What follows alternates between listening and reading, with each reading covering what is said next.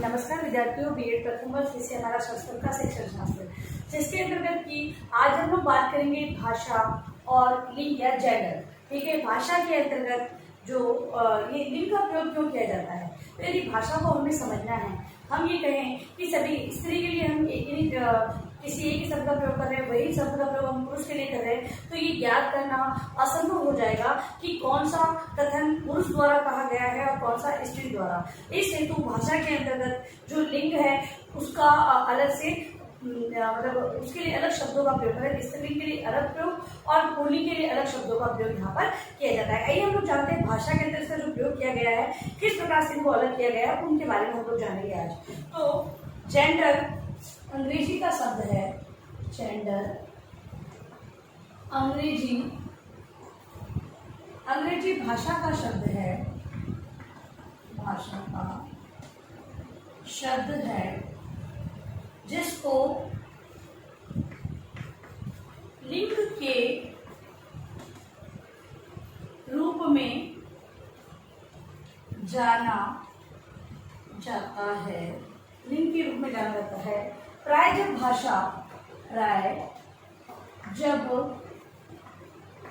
भाषा का प्रारंभ होता है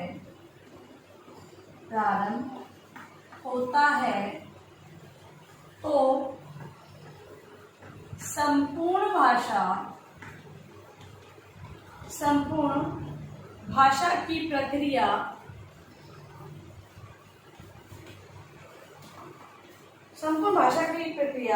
लिंग के आधार पर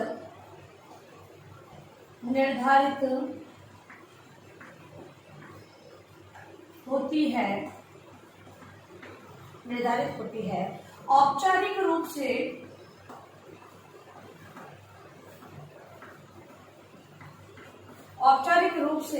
तथा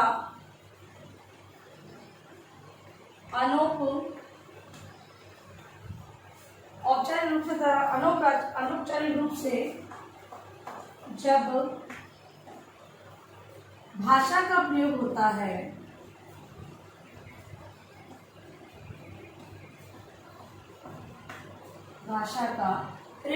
है, तो लिंग के आधार पर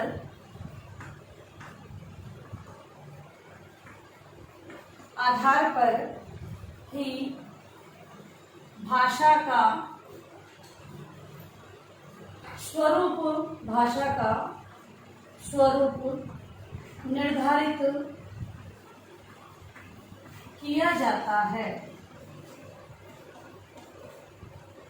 निर्धारित किया जाता है। कुछ भाषाओं में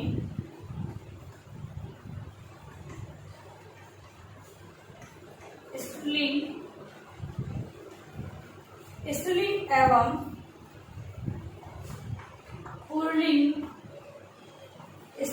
एवं पुल्लिंग होता है तथा कुछ भाषाओं में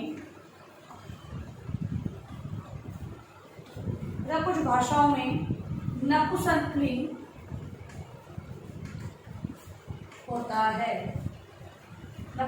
होता है। स्त्रीलिंग एवं पुल्लिंग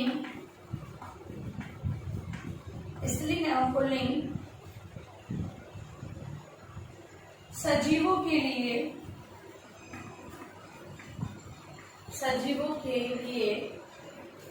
तथा नपुंसकलिंग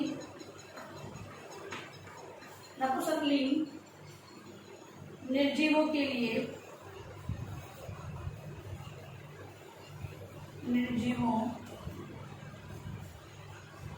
निर्जीव पदार्थों के लिए प्रयोग किए जाते हैं। मतलब कि भाषा का स्वरूप, भाषा में निहित जो बात है उनको जानने के लिए लिंग की अवधारणा को जाना, मतलब कि जो भाषा का स्वरूप है, किस प्रकार से भाषा को हमें समझना है, उसे तो जो लिंग की जानकारी उसमें दी जाती है, मतलब उसी आधार पर भाषा का स्वरूप हमें देखने को मिलता है। तथा जो ये लिंग है वो स्त्रीलिंग और पुल्लिंग का प्रयोग करता है, तथा कुछ भाषा में नपुंसकलिंग का भी प्रयोग किया जाता है। और जो स्त्रीलिंग पुल्लिंग है वो सजीवों के लिए प्रयोग में लिए जाते हैं और नपुंसकलिंग निर्जीव वस्तु या पदार्थों के लिए प्रयोग में लिए जाते हैं। अंग्रेजी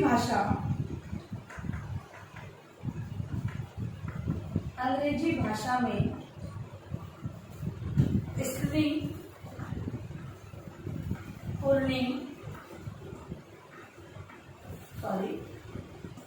पुल्लिंग होते हैं एवं हिंदी तथा संस्कृत भाषा में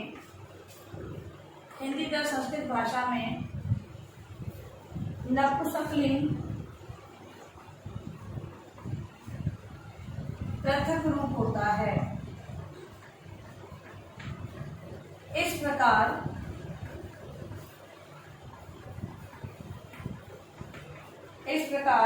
भाषा के अंतर्गत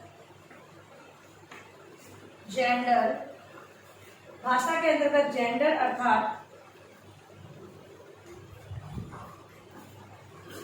अर्थात लिंग एक महत्वपूर्ण शब्द है जो कि भाषा को बोधगम्य एवं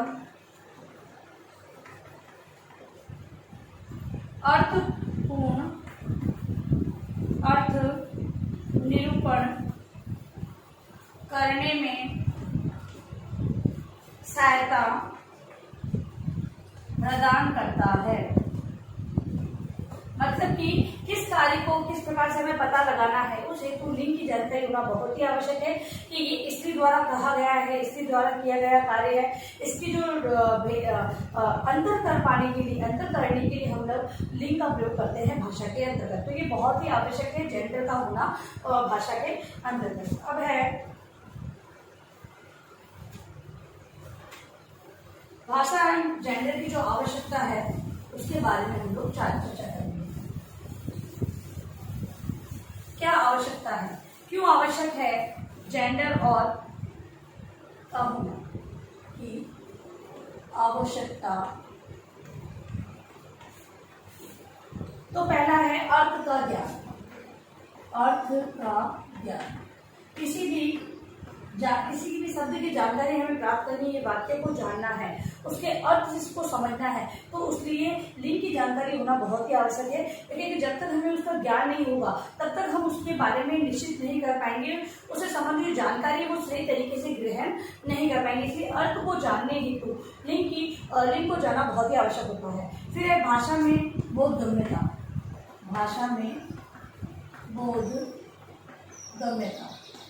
मतलब कि भाषा के बारे में जानने के लिए भी इसकी आवश्यकता बहुत ही होती है। फिर है पुल्लिंग शब्दों का ज्ञान। स्त्रीलिंग और पुल्लिंग शब्दों में भिन्नता हेतु हम लोग इन जो लिंग की जानकारी बालकों को हम लोग छोटी कक्षाओं में लिंग वचन की जानकारी बालकों को देते हैं। क्यों देते हैं? जैसे कि बालक है, राजा को अलग पड़े, रानी को राजा अगर पुल्लिंग है तो राजा का स्त्रीलिंग क्या होगा तो रानी होगा। ऐसी जानकारी हम लोग बालकों को देते हैं जिससे कि भाषा के अंतर्गत जितनी भी जो शब्द हैं पुल्लिंग से संबंधित उनकी जानकारी बालकों को हो जाए, स्त्रीलिंग की जानकारी बालकों को हो जाए। फिर है स्त्रीलिंग शब्दों का ज्ञान। स्त्रीलिंग शब्दों का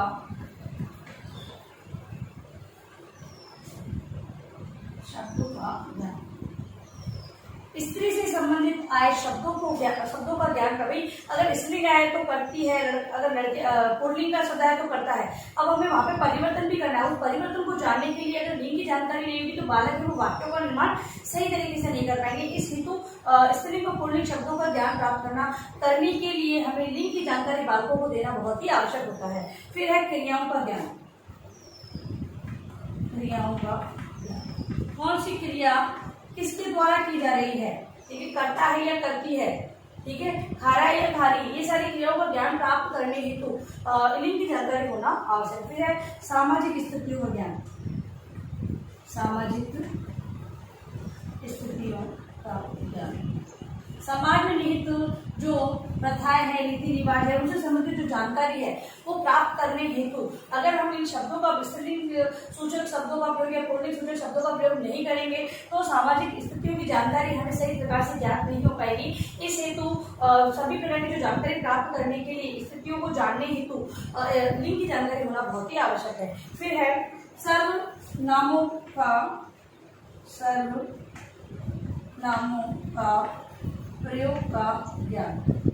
हम लोग संज्ञा के स्थान पर सर्वनाम शब्दों का प्रयोग करते हैं। अब ये सर्वनाम स्त्री के लिए कौन से प्रयोग होते हैं, पुरुष के लिए कौन से प्रयोग होते हैं, या सार्वनामिक होते हैं जो सभी के लिए प्रयोग होते हैं, ये सारी जानकारी प्राप्त करने के लिए लिंग की जानकारी होना बहुत ही आवश्यक है। यदि स्त्री पुरुष में अंतर ही नहीं है कर पाएंगे तो हम लोग सर्वनामों का प्रयोग किस प्रकार कर पाएंगे। तो इससे जानकारी प्राप्त करने हेतु हमें भाषा के अंदर लिंग की जानकारी होना बहुत ही आवश्यक है। फिर है भाषा के सर्वोत्तम स्वरूप का विकास, भाषा के सर्वोत्तम स्वरूप का विकास, भाषा के सबसे उत्तम स्वरूप, मतलब कि हम ये कहते हैं भाषा के अंतर्गत हम लोग जो विभिन्न प्रकार के शब्दों का प्रयोग करते हैं, पुरुष के लिए सम्मान सूचक पुरुष शब्दों का प्रयोग, स्त्री से संबंधित स्त्री सम्मान सूचक शब्दों का प्रयोग कर रहे हैं हम लोग, तो ये कब कर पाते हैं, जब हम डिफरेंस कर पा रहे तभी इसका प्रयोग कर पा रहे। तो अगर ऐसी जानकारी अगर एक व्यक्ति को नहीं होगी या विद्यार्थी को नहीं होगी तो भाषा का विकास है उसके अंतर्गत सही प्रकार से नहीं हो पाएगा। इस हेतु भाषा का सर्वोत्तम प्रयोग करना और सरल प्रयोग सहित उस भाषा के स्वरूप का विकास करने हेतु लिंग की जानकारी होना बहुत ही आवश्यक है।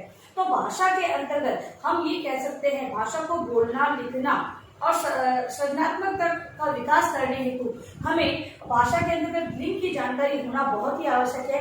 तभी हम किस शब्द का कहाँ पर प्रयोग करना है, किस प्रकार से करना है, किन क्रियाओं को लेते हुए हमें आगे वाक्यों का निर्माण करना है, ये सारी जानकारी प्राप्त कर सकते हैं। तो इस हेतु लिंग की जानकारी होना बहुत ही आवश्यक माना गया। ठीक है, अब लिखिए अपना गृहकार्य प्रश्न आप लोग।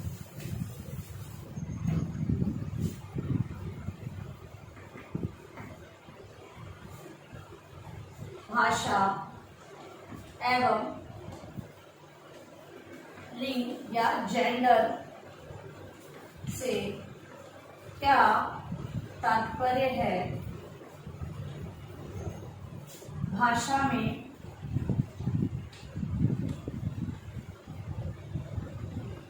लिंग की जानकारी होना क्यों आवश्यक। ठीक है, तो इस प्रकार से आपका जो गृह कार्य प्रश्न है, पहले तो जेंडर के बारे में आपको विषय वस्तु के बारे में समझाना है कि जेंडर होता क्या है, भाषा में इसका प्रयोग किस प्रकार हो रहा है, फिर इसकी आवश्यकता है वो भाषा में क्या है, उसके बारे में आपको अपनी उत्तर पुस्तिका में गृह कार्य के रूप में लिखना है। और अंत में इस महामारी के दौर में कम से कम आवश्यक कार्य होने पर आप लोग बाहर निकले। बाहर निकलते तो 3 बातों का विशेष आपको ध्यान रखना है, मास्क पहनना है, सोशल डिस्टेंस है और हाथों को बार बार सैनिटाइज करते हैं। सुरक्षित